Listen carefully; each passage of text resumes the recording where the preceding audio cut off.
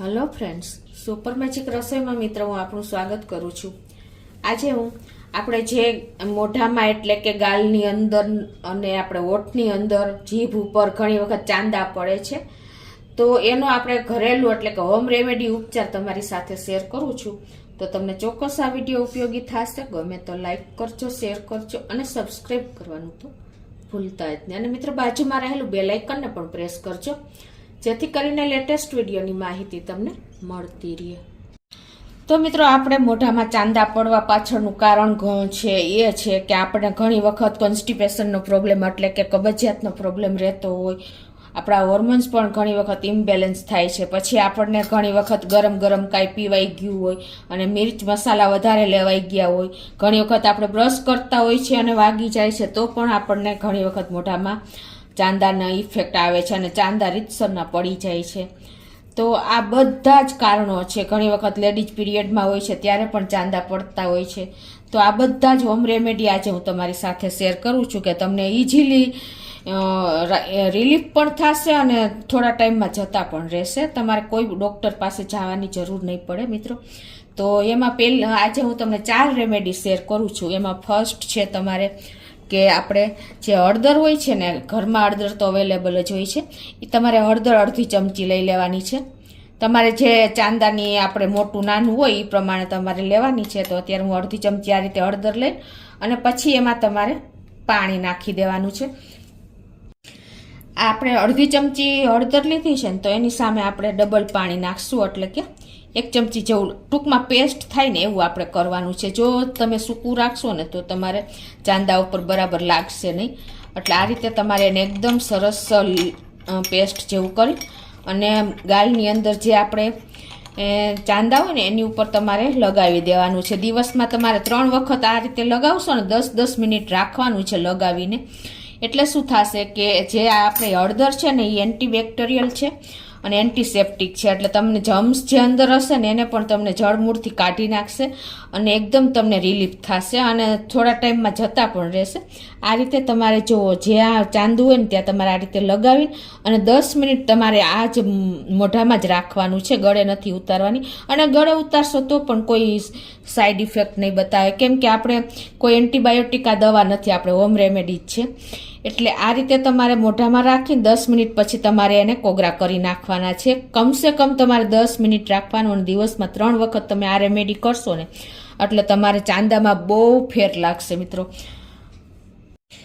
હવે તમને બીજી રેમેડી બતાવું છું, એ પણ આપણે ઘરમાં જ અવેલેબલ ઇન્ગ્રેડિયન્ટ હોય છે। તો એમાં પણ તમારે આપણે અડધી ચમચી હળદર લઈ લેશું, હળદર તો આપણા ઘરમાં હોય જ છે, અને એમાં તમારે ગ્લિસરીન લેવાનું છે। જેટલી હળદર લ્યો ને એટલું જ ગ્લિસરીન લેવાનું છે। તો અત્યારે અડધી ચમચી આપણે એમાં ગ્લિસરીન મિક્સ કરી દઈશું અને એકદમ સરસ પેસ્ટ જેવું તૈયાર કરીને આ રીતે, અને એને તમારે હોઠમાં કે ગાલમાં જ્યાં પણ ચાંદુ હોય ને એમાં તમારે 10 મિનિટ આ રીતે દિવસમાં 2 વખત લગાવવાનું છે। આ મિત્રો એકદમ આપણે પ્રયોગ કરેલો છે, પછી જ હું તમને આ શેર કરું છું। આ રીતે તમે જો ગાલની અંદર ચાંદા ઉપર લગાવી દેશો ને જીભમાં હોય તો, કેમ કે આ તમે ગળે ઉતરી જશે તો પણ કાંઈ નથી વાંધો, પણ તમારે ઉતારવાનું નથી। પછી આ રીતે તમારે જ્યાં પણ ચાંદુ હોય ત્યાં આપણે લગાવીને અને આ જે ગ્લિસરીન અને આપણે હળદરની પેસ્ટ અને 10 મિનિટ તમારે કમસે કમ રાખવાનું છે અને પછી તમારે કોગરા કરી નાખવાના છે। એટલે આનાથી પણ તમને બહુ રાહત થશે। તમે દિવસમાં 2 વાર કમસે કમ 2-3 વીક કરશો ને ત્યાં તમારે કોઈ ડૉક્ટર પાસે જવાની જરૂર નહીં રહે મિત્રો, અંદર જળમૂળથી કાઢી નાખશે। હવે મિત્રો ત્રીજી રેમેડી આપણે શેર કરું છું તમારી સાથે ચાંદા માટેની। તો એમાં તમારે આપણે લસણનો ગુણ કેવો છે, એન્ટીફંગલ છે કે જે તમને એકદમ એન્ટીબેક્ટેરિયલ છે, અને આને તમારે લસણને શું કરવાનું છે, 2 થી 3 કળી આ રીતે તમારે ખાયણીમાં ટોચી લેવાની છે, પેસ્ટ ટૂંકમાં કરવાની છે, અને આ રીતે તમે ગ્રેટરથી ગ્રેટ કરી લેશો ને ખમણીથી તો પણ પેસ્ટ જેવું જ તૈયાર થઈ જશે। આ રીતે તમારે લસણને જેટલું તમારે ક્વોન્ટિટી કરવાની હોય એ પ્રમાણે તમારે લઈ લેવાનું છે, અને પછી તમારે એમાં પણ હળદર જ લગાવી દેવાની છે, મિક્સ કરી દેવાની છે। આ રીતે જેટલું આપણે અડધી ચમચી લસણ લેવાનું છે તો સામે તમારે અડધી ચમચી જ હળદર લેવાની છે। ક્વોન્ટિટી પણ ખાસ નોટ કરજો। આ રીતે તમારે એની પેસ્ટ એકદમ સરસ કરી લેવાની છે અને પછી તમારે ચાંદા ઉપર લગાતો તમને થોડુંક પેલું થશે પણ વાંધો નહીં આવે મિત્રો. એકદમ આ એક સટીક ઉપાય છે મિત્રો. આ તમને થોડીક વાર પેલું બળશે પણ તમને બહુ ઈઝી પડશે. તમને 1-2 વારમાં જ તમને તરત જ ખ્યાલ આવી જશે કે ચાંદામાં રૂજ આવવા માંડશે. કેમ કે લસણ એવી વસ્તુ છે ને મિત્રો કે એન્ટીબેક્ટેરિયલ છે, એટલે એમાં તમારે જે ચાંદામાં બેક્ટેરિયા થયા છે ને ત્યાંથી જળમૂળથી કાઢી નાખશે ને આગળ નહીં વધે મિત્રો. તમારે આવું આપણા ઘરગથ્થુ ઉપચાર જો તમે આ રીતે કરશો ને, તમારે ટૂંકમાં આ રીતે ચાંદા ઉપર મૂકી જ દેવાનું છે અને તમારે પછી રાતે તમે જો આવી રીતે મૂકીને સૂઈ ગયા હો ને તો પણ તમને સારું જ રહેશે. કમસે કમ તમારે આ બધું 10 મિનિટ તો ચાંદા ઉપર રાખવાનું છે, પછી જ તમારે આ કાઢીને અને થૂકી નાખવાનું છે અને પછી કોગળા કરી લેવાના છે.